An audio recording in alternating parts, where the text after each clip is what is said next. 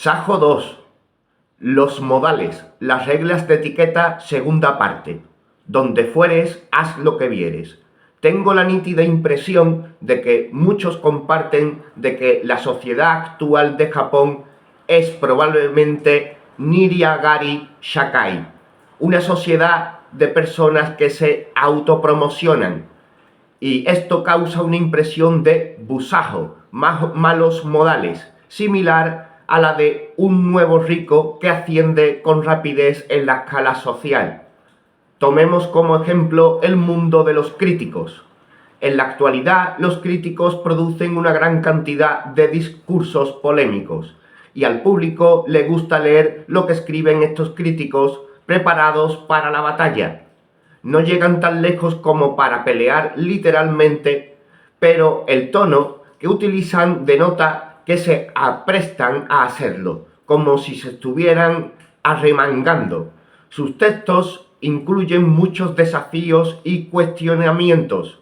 Quizás, en términos más benévolos, se los podría calificar de entusiastas.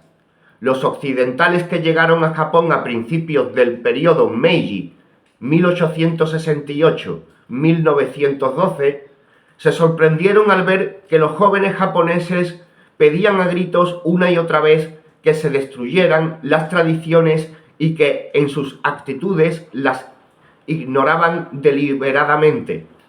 En el mundo occidental también existía un sentimiento antitradicionalista, pero lo que sorprendió a los occidentales en este caso fue el fenómeno social que constituían los jóvenes movilizándose de manera tan unánime contra las tradiciones. En esta época negamos el pasado, la familia, la tierra nativa, las formas tradicionales, las costumbres y los modales y las figuras de autoridad, y lo hicimos con gestos vehementes, creyendo que mediante estos actos podríamos levantar nuestro ego. Tenemos buenos modales, no fue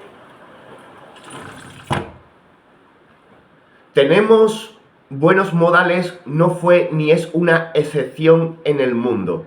Al contrario, tener buenos modales no fue ni es una excepción en el mundo. Al contrario, es la forma de controlar los gestos y las expresiones que, ante todo, deben ser objeto de crítica.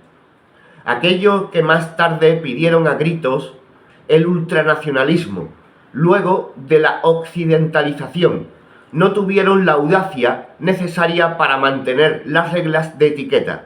Los ultranacionalistas tenían gestos menos educados que los partidarios de la occidentalización, un fenómeno no tan raro en realidad. En resumen, era cuestión de ganar o perder. La batalla se libró en el plano ideológico, y en esas circunstancias la gente muy rara vez se preocupaba por tener buenos modales, un aspecto aparentemente insignificante. Sin embargo, las reglas de etiquetas son una cuestión diferente. ¿Cuál es la diferencia entre la etiqueta y los modales? No existe una buena respuesta para esta pregunta. Solo sabemos que las reglas de etiqueta fueron introducidas por el mundo occidental. Las reglas de etiqueta fueron un tema importante en la occidentalización. Una de las condiciones para ser un caballero era dominarlas, por el simple hecho de que existían en el mundo occidental. Quien no fuera versado en las reglas de etiqueta era considerado un tonto. Incluso pronunciar incorrectamente la palabra, decir etaqueta en lugar de etiqueta, era suficiente para hacer el ridículo. En una época esa tendencia fue muy generalizada. Nos rebelamos contra nuestros modales, nuestras formas de imponer un control consciente y sistemático sobre los gestos, la despreciamos. Como consecuencia de ese rechazo y debido a que el mundo nos prestaba otro conjunto de modales, nos encontramos con que seríamos mal considerados si no lográbamos seguir el nuevo código de comportamiento. Así caímos en la triste situación de tener que aprender sajo de todos modos. En el fondo, las reglas de etiqueta son una forma específica de modales, Por esta razón, antes de discutir si debemos seguirlas o si debemos cumplir con el antiguo dicho, donde fueres, haz lo que vieres, preferiría investigar si los modales son reglas universales o si adhieren a culturas particulares. Para mi sorpresa descubrí que las reglas de etiqueta fueron, desde su origen, locales e individualistas. Aún en la actualidad, la palabra francesa etiquette significa etiqueta, y parece que originalmente se referiría a la etiqueta de identificación de las carteras que contenían documentos jurídicos y otros.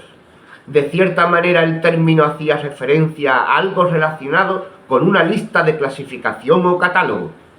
¿Cómo llegó a significar buenos modales?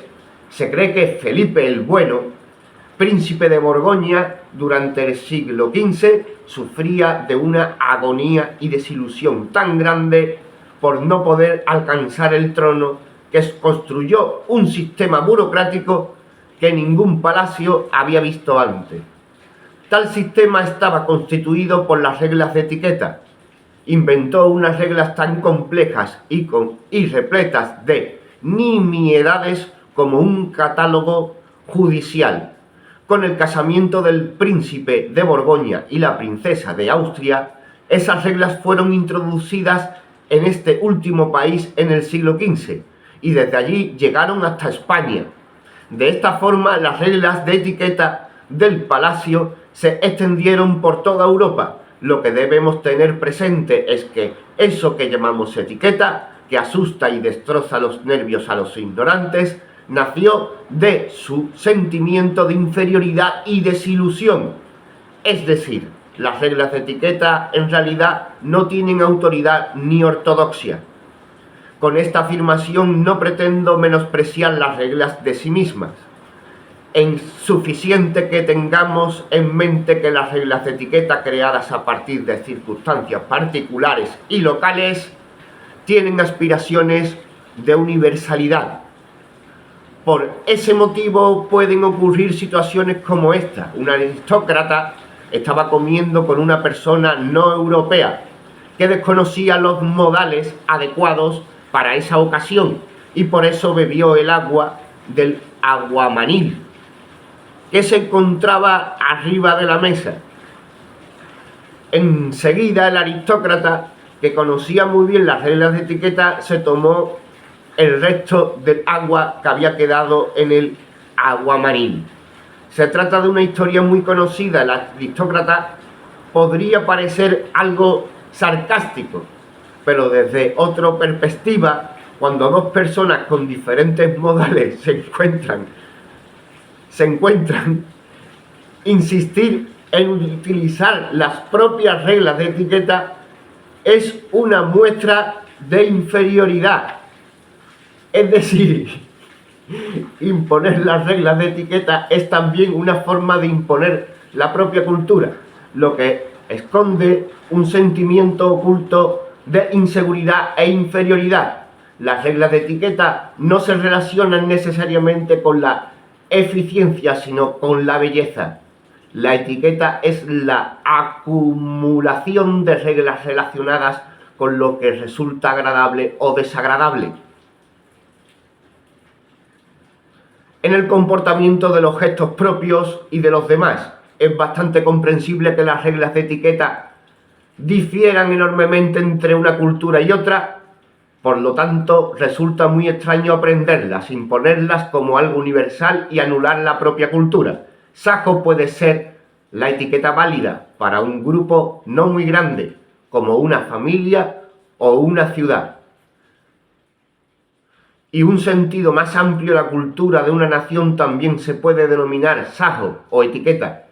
No sugiera una metaetiqueta que la sustituya y la anule, ni tenemos razones para darle la bienvenida.